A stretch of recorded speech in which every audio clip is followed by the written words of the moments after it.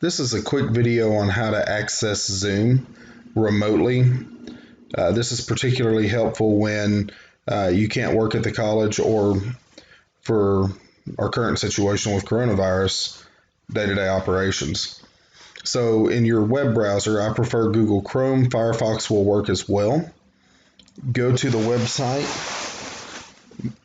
mclennan.zoom.us, and from this website you can join a meeting or start a meeting directly from your laptop. If you have the ability to install software on your computer, I would encourage you to click the link for download at the bottom of the page, and it should automatically start a download for the Zoom installer.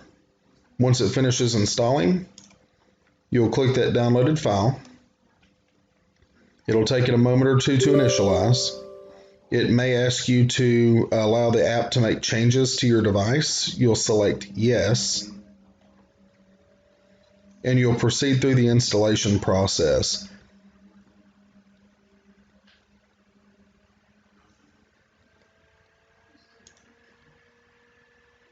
It doesn't take long.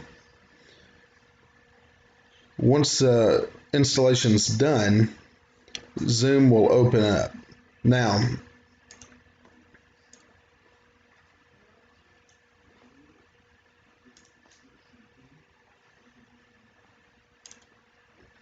when it opens up, sorry, I had to make sure that it had actually finished installing.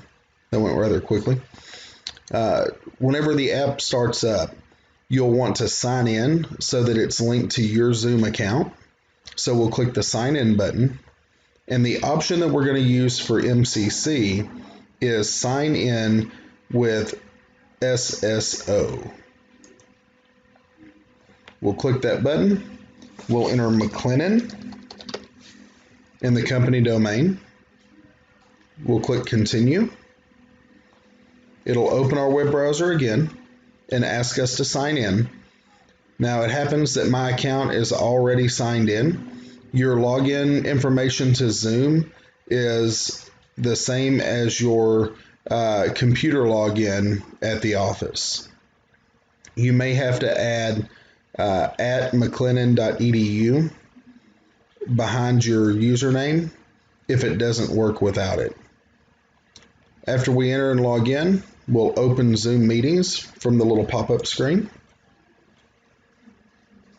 and the Zoom app will be ready to go.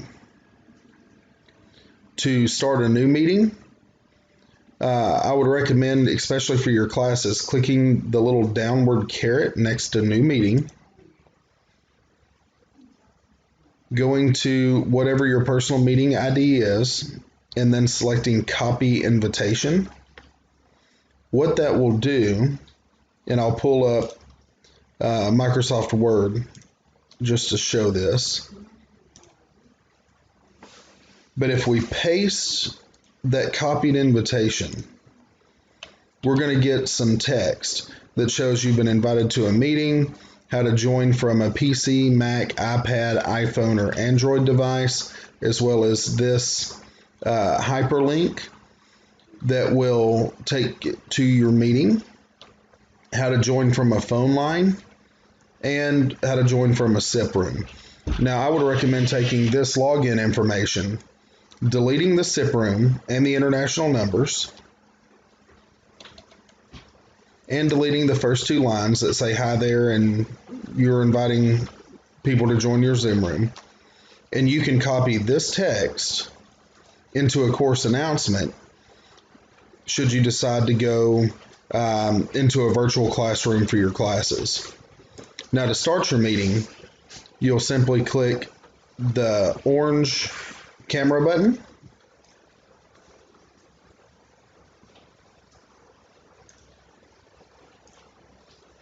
and it will automatically connect you to your meeting. Manage Participants will show you who all has joined, so you'll be able to see who has joined your meeting, and that will help with taking roll. However, a foolproof approach would be to actually call the names when taking attendance. You can mute or unmute your audio using the mute button. You can start and stop your video camera where your students are able to see you. And you can even share a screen using the share screen option so that you can share your PowerPoint presentations should you desire to conduct your lecture in this way. To end the Zoom meeting, we just click End Meeting and End Meeting for all. I know this is a quick video. It's not the best quality.